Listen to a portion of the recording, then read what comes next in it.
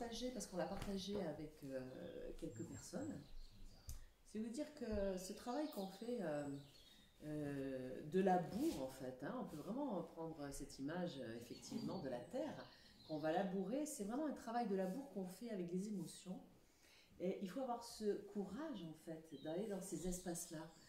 Moi, longtemps, j'ai cherché très vite, en fait, le sens de cette existence, et très vite, j'ai cherché les moyens de trouver ce sens de l'existence. Et j'ai entrepris rapidement, après une douzaine d'années quand même de parcours initiatique en franc-maçonnerie, j'ai découvert le bouddhisme. Et là, je me suis lancée en fait dans cette exploration spirituelle. Et très longtemps, ce que j'ai cherché à faire, c'est de transcender en fait, transcender tout ce travail de labour, tout ce travail d'investigation vraiment et d'exploration des émotions, sous prétexte de vouloir faire l'économie de ce chemin. Je pensais que je pouvais transcender vraiment le problème des émotions, de ce petit personnage et de tout ce qu'il ressent, de toutes ses blessures, tout ça, ça n'avait aucune importance. Autant me relier directement au divin. Hein, franchement, je prends l'étape ultime et c'est fini, on n'en parle plus. Vous voyez, dans ce truc de on n'en parle plus, je m'en débarrasse. C'est je veux faire l'économie d'aller explorer le vivant, d'aller explorer toute mon humanité. Et à un moment donné, la vie, évidemment, elle m'a confrontée. Hein. Elle nous confronte tous de façon différente. Moi, elle m'a mis face à des responsabilités d'un centre spirituel que j'ai dû diriger. On a créé le centre, hein, mais de toutes pièces, on l'a déjà fabriqué. Donc on l'a rénové, un espace qui a été dédié en fait à ce centre bouddhiste. Et là, il y avait une centaine de personnes. Hein. J'étais responsable de ce centre-là. Donc j'aime autant vous dire que les remontées émotionnelles, le travail du groupe, de la relation à l'autre et de la relation à soi, ça m'a renvoyé justement à ce travail sur moi. Parce que c'était le bordel émotionnel.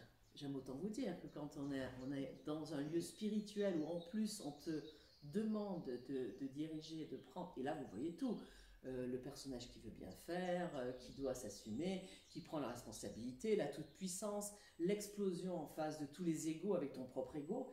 Et là, vraiment, j'ai compris que j'avais beau faire des mantras, j'avais beau faire des sadhanas et accumuler les bonnes pratiques pour ascensionner directement et être directement dans cette image vraiment totalement dépassionnée, mais pas du tout. Ce que la vie m'a demandé, c'est de rentrer vraiment, aller voir qu'est-ce qui se passait dans toutes ces parts blessées en fait, du soi-disant personnage. J'ai vraiment été explorer comment fonctionne ce à quoi je suis identifiée, pourquoi je suis identifiée à ça, qu'est-ce que ça nourrit en moi comme espace d'agir de cette façon-là. Ah, derrière, il y a le besoin de reconnaissance. Ah, derrière, il y a le besoin d'amour. Ah, il y a cette difficulté à prendre sa place.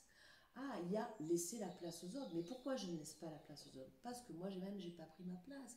Et là, vraiment, c'est ce que je vous disais, c'est que ce travail-là, c'est un travail vraiment très courageux, c'est vrai. Pourquoi? Parce que le courage, c'est d'aller au cœur de la faiblesse. Vous voyez, au lieu de, habituellement, quand je touche la faiblesse, paf, je mets quelque chose à la place pour surtout pas y aller et surtout pas montrer ma faiblesse.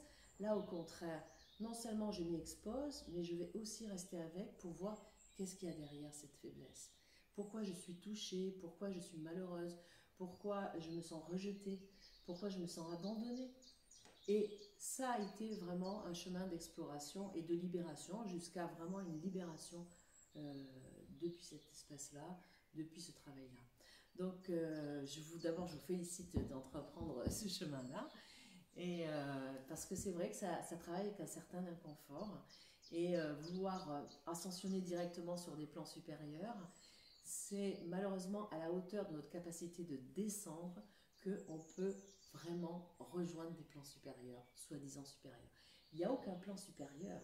C'est juste de voir que dans cette vulnérabilité et dans toutes les parts inconscientes de nous-mêmes, c'est ça qui nous relie à la conscience et à notre véritable nature. Donc c'est un double mouvement. À la fois, je suis observateur et je rejoins cette présence tranquille, et à la fois, je suis consciente de plus en plus de ce qui se brasse, de ce qui est labouré à l'intérieur de moi. C'est dans ces deux mouvements, en unité, que la paix peut être rencontrée. Donc je vous propose qu'on fasse ce chemin.